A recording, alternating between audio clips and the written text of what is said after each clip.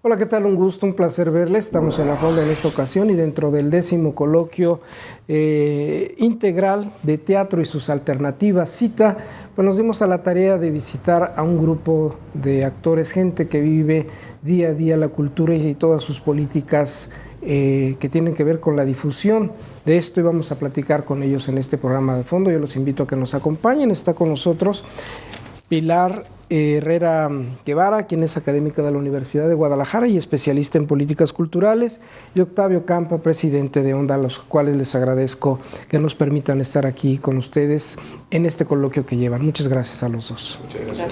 Gracias. Y bueno, de entrada, Octavio, así como un pequeño resumen de este 10º encuentro que tienen en esta actividad teatral aquí en Nayarit. En el principio del antecedente histórico del Coloquio Integral de Teatros Alternativas, el CITA, como lo mencionabas, es un evento que se logra a través de la cercanía entre varios grupos de teatro. Ya hace bastante rato nos juntamos para solicitarle al entonces Consejo de Cultura nos apoyase para poder tener un encuentro entre gente de teatro. En ese momento se hace a través de un recurso que nos permite el Festival Cultural Amado Nervo, que para entonces iba en su tercera emisión, y bueno, empieza este coloquio como una especie de telonero o rémora básicamente del Festival Cultural Amado Nervo. Consiste básicamente en la invitación a grupos de teatro, a directores, actores o gente que trabaja en la producción teatral para que se dé cita durante una semana aquí en Nayarit y pueda charlar e intercambiar experiencias. No es nada nuevo en ese sentido.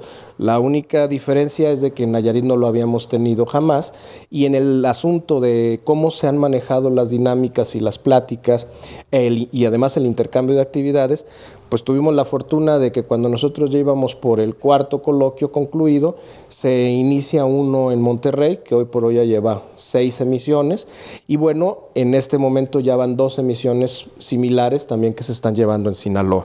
Entonces nos da mucho gusto porque finalmente es una actividad originada en Nayarit y que se está replicando en otras partes del país y en lugares tan importantes como Monterrey o como Sinaloa también. ¿El propósito fundamental es mantenerlos actualizados, así llanamente, o qué otro interés hay? Pues mira, finalmente no solo es el asunto de tenernos actualizados, sino también de tenernos unidos. En realidad, a veces también la desunión nos genera una serie de debilidades que luego nos permiten hacer frente a las carencias, tanto culturales, económicas o de espacios que se puedan tener en su conjunto por acá en Nayarit. La actualización incluso a veces es tan remota porque hemos tenido una serie de atrasos importantes en lo que sería la actualización teatral que no podríamos agotarlo en una semana.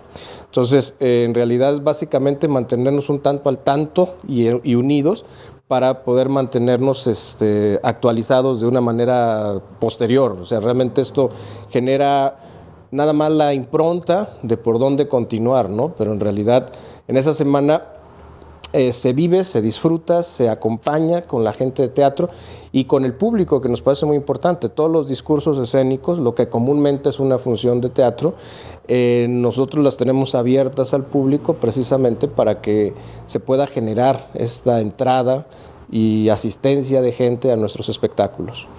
Hablas de una unidad a nivel nacional, a nivel de gremio.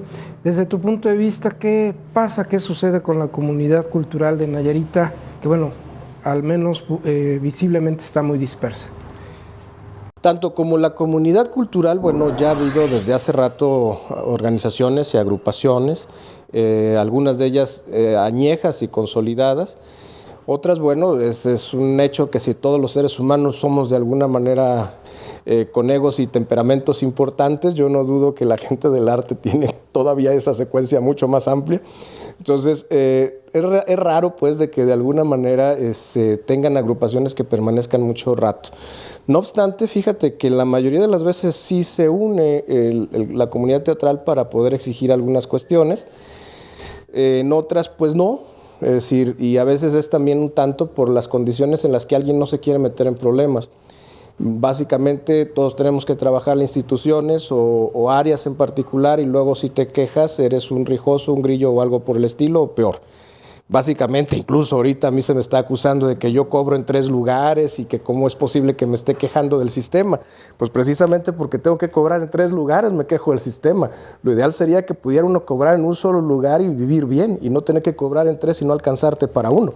Si ese fuera el asunto, y no nada más para los artistas, es decir, es muy cómodo para el sistema decir te mantengo y te mantengo ahí subyugado para que después, incluso si te quejas, te voy a cortar lo poco que tienes.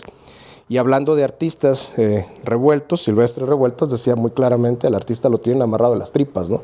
Entonces, va por ahí, de alguna forma, este asunto de que por eso muchos no se animan a veces a levantar su voz y otros, pues parece ser que nos la pasamos siempre quejándonos, que no sería tampoco el punto. Pilar, bajo esta introducción y supongo con tu experiencia de conocer diferentes grupos que se dedican a esto en el país, en base a esa experiencia y el llegar aquí por primera vez, entiendo, Nayarit, que se hace esto, ¿cuál sería tu recomendación hacia el gremio cultural de Nayarit? Bueno, yo creo que lo más importante es que los artistas nayaritas, se acerquen a las dependencias gubernamentales que controlan o que llevan la cultura aquí en el Estado, para que conozcan cuáles son sus planes sectoriales de cultura, es decir, cuáles son los lineamientos que tienen pensado seguir, ¿no? En caso de que estos no existieran o que no fueran exactamente apegados a las necesidades de los grupos artísticos de aquí del Estado, entonces los artistas también tienen una obligación muy importante, que es la de incidir y la de participar y la de aportar, no solamente la de criticar, sino la de aportar. Pero ¿cómo lo pueden hacer? Enterándose de qué es ese programa, en qué consiste, cuáles son los lineamientos, cuáles son las líneas de acción que se tienen planteadas, cuáles son los programas de desarrollo cultural que tiene el Estado, porque las políticas culturales van en muchos sentidos. Las políticas culturales no solamente pueden ir en el sentido de la difusión o de la promoción de las artes, sino que pueden abarcar muchas más otras áreas que vamos a ver más adelante, y ahora en este seminario lo trabajaremos a fondo para que los artistas sepan de qué se trata. A diferencia del Estado de Jalisco, que tiene una Secretaría de Cultura, en la administración pasada, a finales de la administración pasada, nos quedamos con la idea de que tenemos una Secretaría de Cultura y vuelve a ser otra vez el SECAM. Parece un retroceso. Esto forma parte de las políticas. ¿Cómo interpretar estos mensajes? Tú que eres experta en esto de políticas culturales. Gracias. Mira, no importa tanto qué figura es, no importa tanto si es una secretaría, si es un ministerio o si es un consejo. Aquí lo que importa es quiénes son las personas que lo están operarizando, es decir, cuál es el perfil de estas personas, si tienen la capacidad para hacerlo, si conocen los lineamientos, si saben cuáles son las necesidades del sector cultural y cuáles son las necesidades de la población en materia de cultura. Porque hablar de cultura es muy complejo y es un espectro muy amplio que no solamente abarca las artes. Yo creo que esto ya muchos sectores lo conocen muy bien a fondo. Aquí la cuestión es que se sensibilice el personal que está dirigiendo esos centros, llámense secretarías, llámense consejos, llámense ministerios. Hay que ver si esas personas tienen la sensibilidad y el conocimiento de cómo operalizarlo, de cuáles son los lineamientos, de qué programas deben de desarrollarse, de qué programas deben de implementarse y con quién se va a contar y sobre todo con qué recursos. Pero antes que nada, ¿cuál es la finalidad? ¿A dónde quieren llegar? Sí, tener una mira, el objetivo. Eso se ha dado en Nayarit, ¿sabe? Culturalmente, tú que tienes mucha experiencia en esto, Octavio, desde el punto de vista administrativo o de gubernamental, ¿se tiene una visión? ¿Qué es lo que queremos en cultura, más allá del Festival Amado Nervo y demás? Es definitivo que no. Es decir, realmente Nayarit, que va a cumplir 100 años, dentro de algunos cuantos, es decir, ya con 96 años no ha podido entender ni siquiera para dónde va el Estado. No es una situación criticable solo a una administración. Realmente este asunto de estar como una política veleta, no solo en políticas culturales, yo diría que en todas, es precisamente no tener un entendimiento claro de dónde vamos como Estado. Muchas veces pareciera que hubiera sido mejor seguir siendo séptimo cantón de Jalisco o habernos fusionado a Sinaloa. En el caso de la cultura en particular, pues no, tampoco. Es decir, porque más allá de conocer incluso las políticas culturales, sería importante que conocieran, como dijo ahorita la maestra, mínimamente a qué se estarán refiriendo con cultura. Es decir, y ya desde ahí tenemos graves problemas, entonces, incluso el arte mismo, porque de tu arte a, realmente habría que pensar cuánto de ese arte que se promueve como instituciones gubernamentales, con recursos públicos, básicamente es lo que debe ser.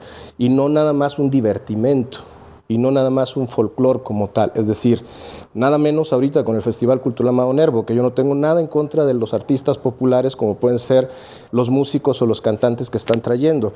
Pero sí me parece lamentable que tenemos por lo menos varias décadas que no llega una sinfónica para acá y que no llegan grupos que es imposible tener.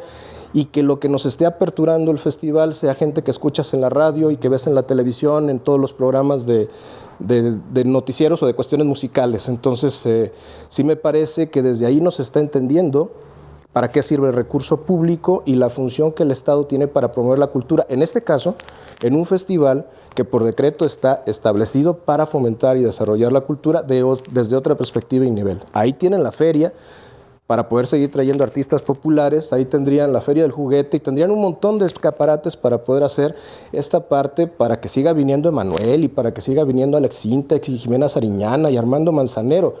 Pero me parece muy triste, muy lamentable que en el 13º Festival Cultural Amado Nervo lo que menos prevalezca es Amado Nervo y lo que menos tengamos en ese festival incluso sean actividades que la gente no va a tener en la radio o en la televisión. Es decir, no tratar de cultivar el gusto es complicado.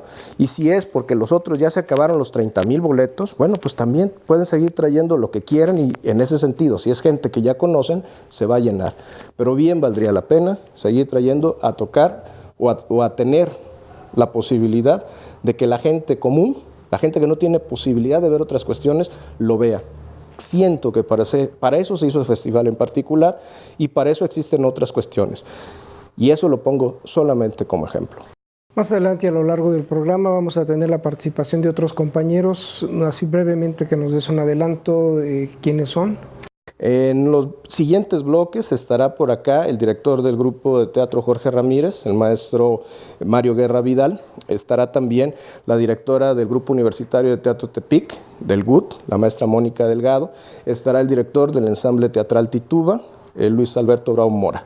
Esos son gente dentro de 10 personas que estamos estudiando la nivelación en arte teatral por la UDG, con la participación del gobierno del Estado y donde se supone que el gobierno del Estado estará becando a 10 directores para que puedan concluir esta nivelación. Vamos a hacer una pausa, si me permiten, y regresamos después. Gracias.